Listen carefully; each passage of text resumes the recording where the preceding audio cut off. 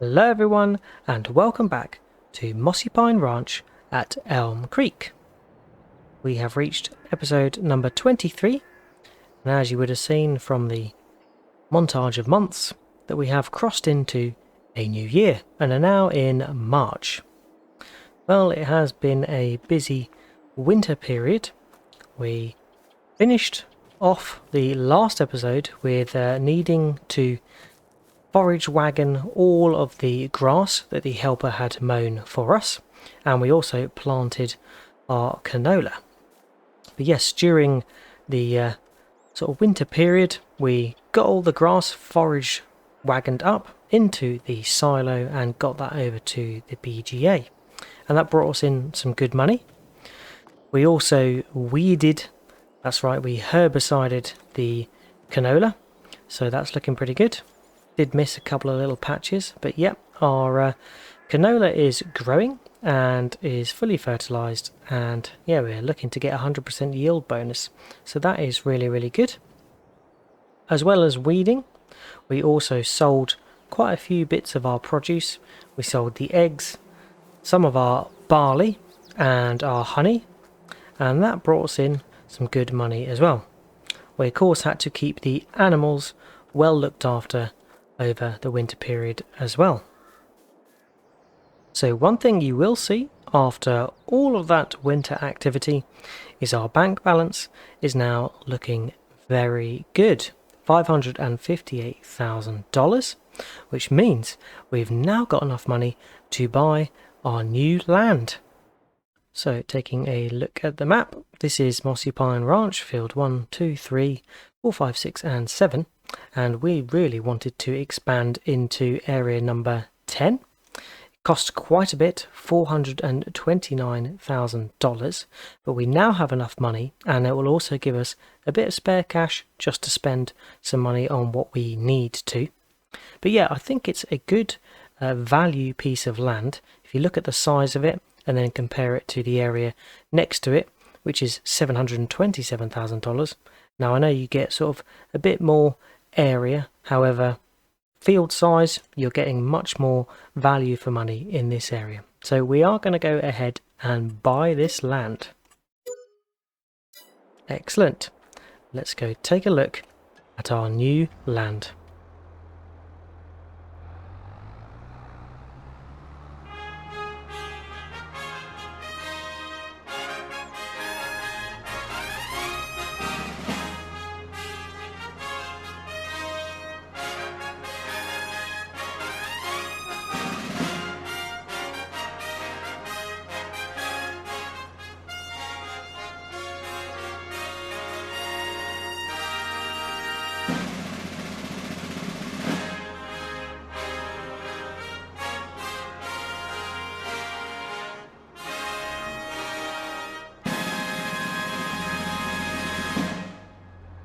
Look at this.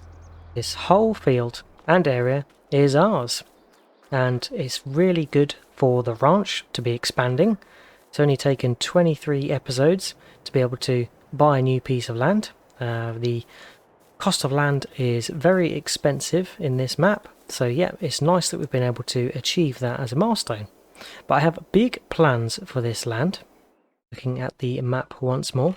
So as you can see, the field is quite sizable, and we've got a small yard area here. So my proposal is that we're actually going to cut off this section of the field and turn this lower end into a yard for the farm. We're still going to keep this yard area where our animals are and our sheds, but we are going to move some of the stuff over here. So yeah, I'm going to expand the yard here. I'm probably going to replace this shed with something that's workable, i.e. a shed that we can park in. But yeah, we are going to sever this part of the field off to make some room for a yard. But you'll notice there is a border around this field where we could probably extend it out closer to the road. So I'll see to that later. First job is getting our yard set up. So I'm going to see to that, and yeah, see you when we are done.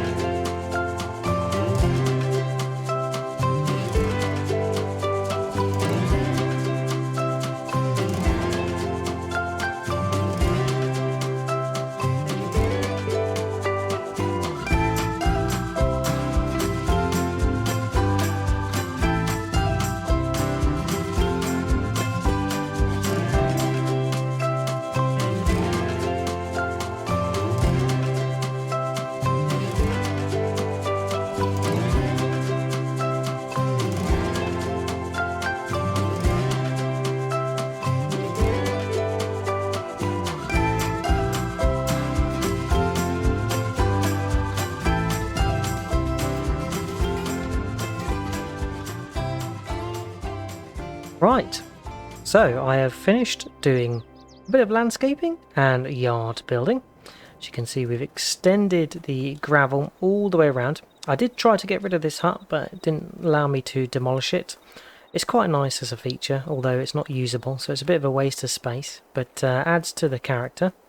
I did want to replace it with this, but I've placed it just next to it, so it kind of fits in. And if we open up, we can take a look. It's just a sort of long oval roofed shed, double-ended, so yeah, we can access it from both ends and store sort of smallish equipment in here. We have a nice ranch red American looking vehicle shelter here, so we can park some tractors and other vehicles, or even some smaller pieces of equipment. And then we have quite a large vehicle shelter here. I'm envisaging this for either the harvester or the planter. Oh, looks like it's got a light here. There we go. Brilliant. That's nice. And then I have added in the slurry pit and digestate pit that we were using in the other part of the ranch. So here is another one. Looks like I need to just even the terrain around it. It's a bit funny, this thing, when you place it. And I think there's a little divot here that I need to correct, but it's all part of the character of the yard. But of course we have rounded off the field. It's not got this area.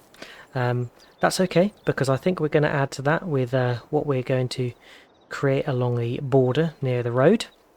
So that is really the next job. I need to go and grab the case, grab the lizard cultivator, and then we can set about creating some field. So let me go grab the cultivator. You have to let me know what you think of the yard. Of course, I am going to add to it as we go. I think the plan is that I am going to move the fermenting silo from over there to that new yard area, and I might choose a different fermenting silo. One has come up that looks more American ranch styly, so yeah, we're probably going to look at that. It is more expensive, but probably worth it in the end. Right, here we are. So we want the cultivator, and I think I'm only going to need to cultivate the bits around the edge.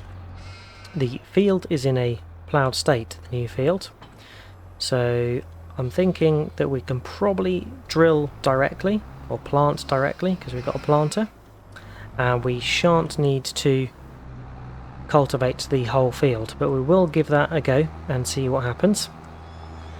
A bit rear heavy this, so let's grab the John Deere weight. I'll just keep things nice and safe. Yeah, the yard is looking good. I think the floor is looking a bit too clean. I know it's new, but we need to give it a bit of a used effect, so we will add to it as we go. Right, here we are. So this is the area I'm thinking we need to expand. So let's just head on into the field. Unfold. And I probably just need to check that create fields is on. Go, so let's lower and we can create away. Keep a little bit of a border there just so it does differentiate the yard from the field. We want a nice border, but I'm happy to go all the way out to here because the road's pretty quiet. We can turn in the road if we need to. We normally farm with a couple of headlands when we're drilling, planting, harvesting. We normally do a headland to start with, so that creates the border that we need for turning space and so forth. There's a couple of trees up here, so I think I'm going to have to just chainsaw them out. And yep, we are expanding the field. I'm hopefully thinking that we're making back the area that we cut off. But leave this with me, shouldn't take me long, and I'll see you when we've extended all the field.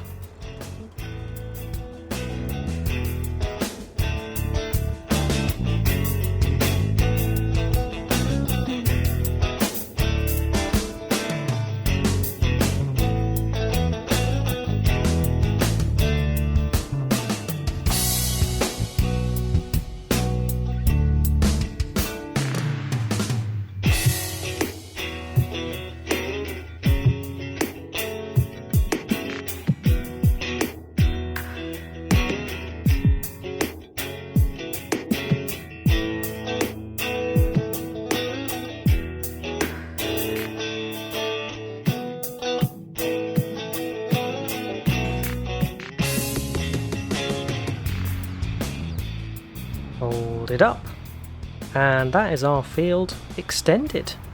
So that is pretty good. We have had a few stones come up. I think they must have been in the field previously and not removed.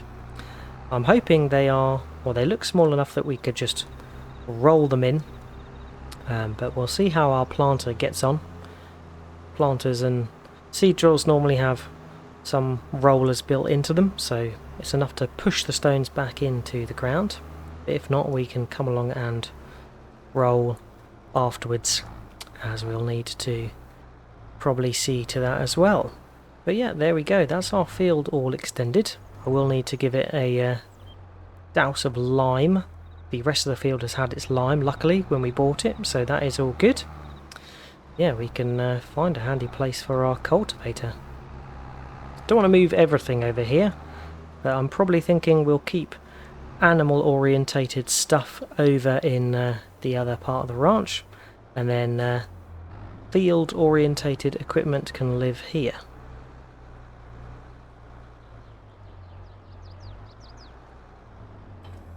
There we go. Okay, so I'm going to dash back to the farm and get the planter. Unfortunately, none of our demo tractors have come up on sale yet. At least I haven't seen them in the winter months, so I'm not sure whether they are going to ever come up on sale. We'll have to wait and see. But I am going to see about getting the double wheels back on the case so we can do the planting with this. There we go. Beastie tyres are back.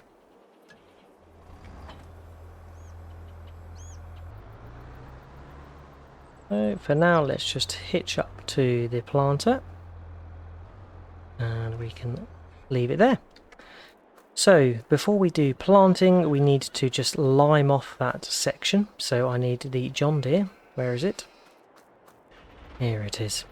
So yeah, we're going to use the John Deere to spread the lime on the section of the field where it's needed.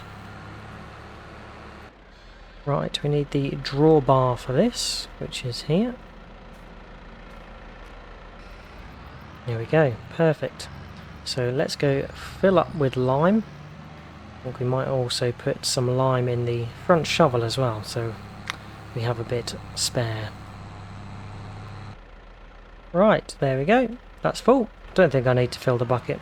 Should be enough in there to do the bit we need.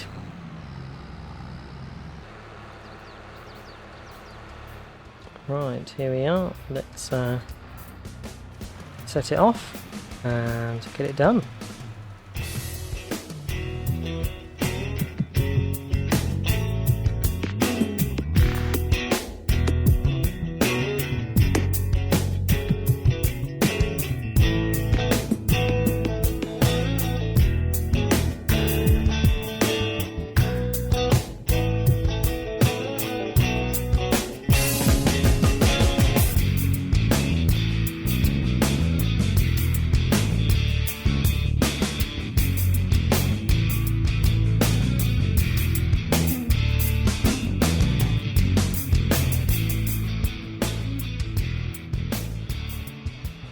Right you are, that is all limed, so we've got the field fully limed now, which is pretty good.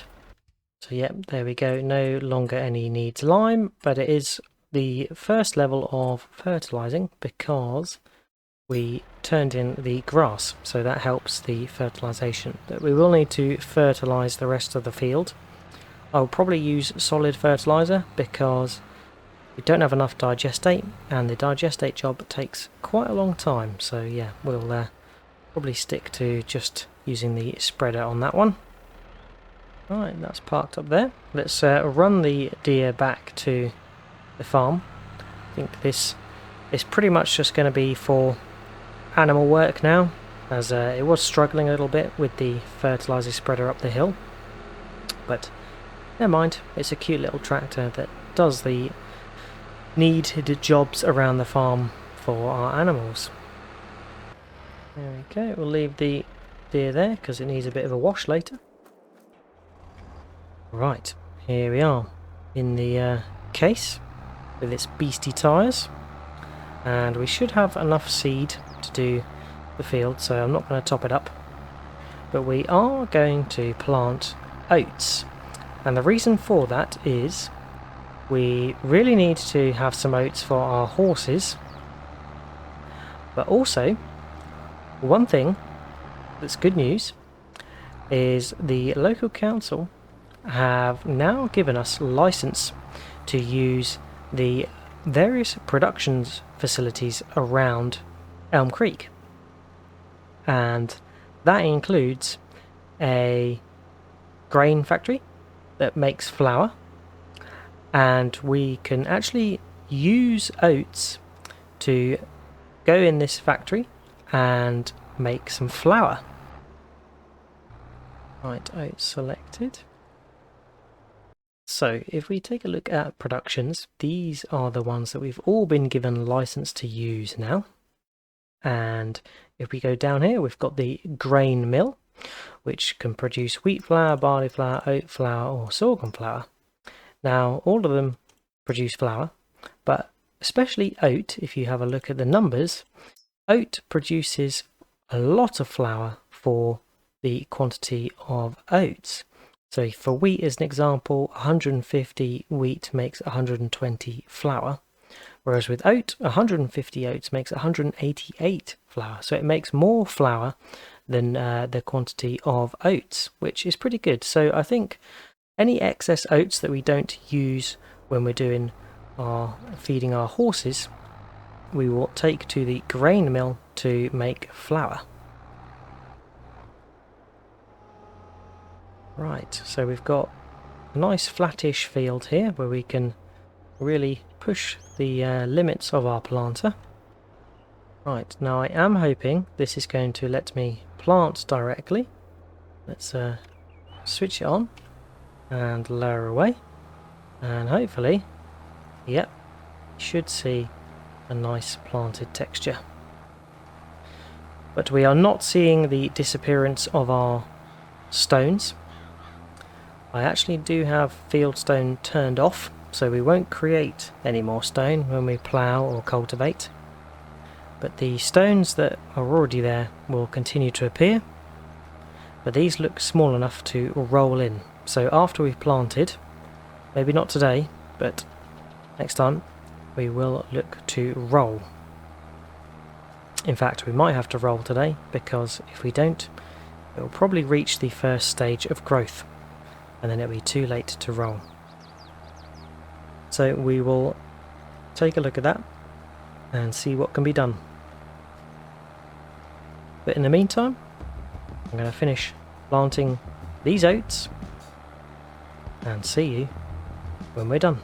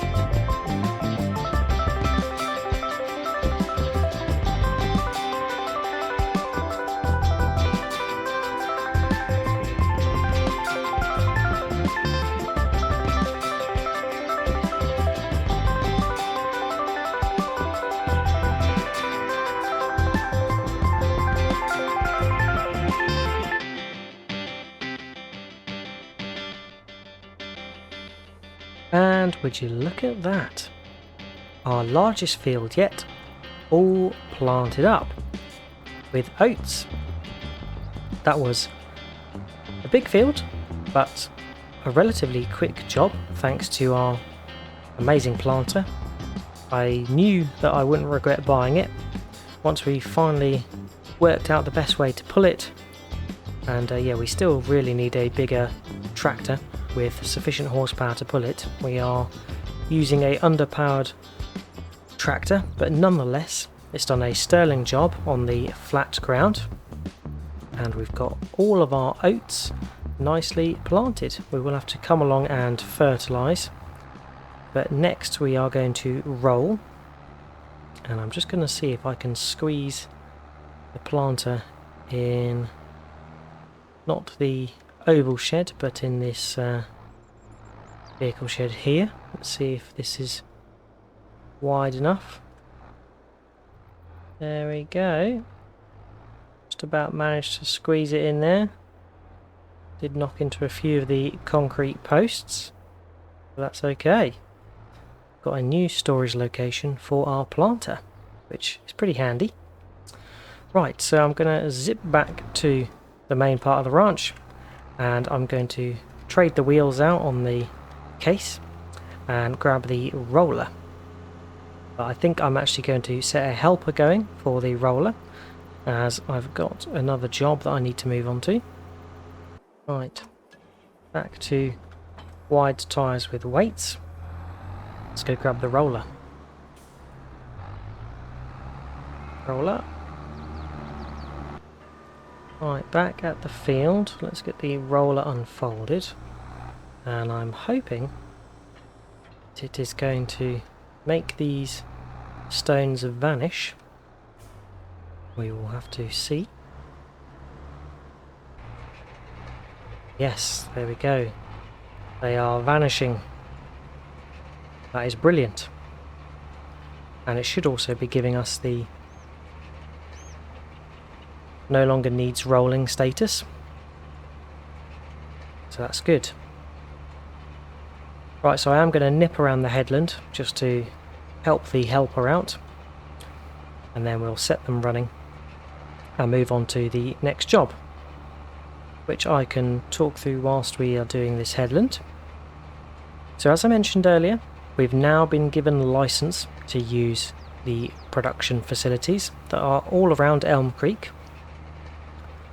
One of them, as I also mentioned, is the grain mill, and we are going to use our surplus oats after we've fed the horses to make flour from oats. But there are quite a few other productions to make use of.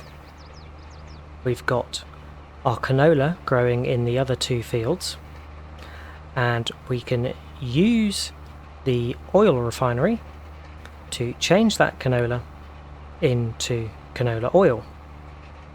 Now canola is called canola in the US, I believe, but in the UK where I'm from it's called oilseed rape, and yep, we make oil from oilseed rape. So yep, we are going to be making some canola oil, or oilseed, from the oilseed rape, or canola as it's known. So that is another production that we're going to benefit from, but one that we are going to benefit from today is the spinnery. Now the spinnery takes cotton and wool to turn it into fabric. We don't have any cotton, but we do have plenty of wool, thanks to our fantastic sheep. They've been very busy since we got them. They've reproduced to make more sheep, and we've now got a well-producing wool operation. So that means we can take our wool to the spinnery. They can turn that into fabric, and then once that fabric is made, we can sell that for a pretty good price. So let's get this headland finished, and then we can get over to the spinnery with the wool. Okay, so that is the headland done. Let's just get in position and we can set the helper on his way. There he goes.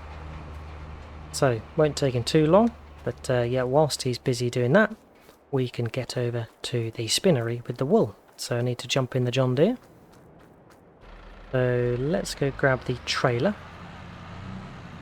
Oh, so we don't need the drawbar for this. We can just tow it. And here we go. As promised, the sheep have been producing wool at a good rate. So let's get this all loaded. Right, it's all loaded, so let's strap up. And then we can head over to the spinnery. Just need to remind myself where it is. Okay, so it's quite a ways down the road. I'm going to head there now and see you at the spinnery.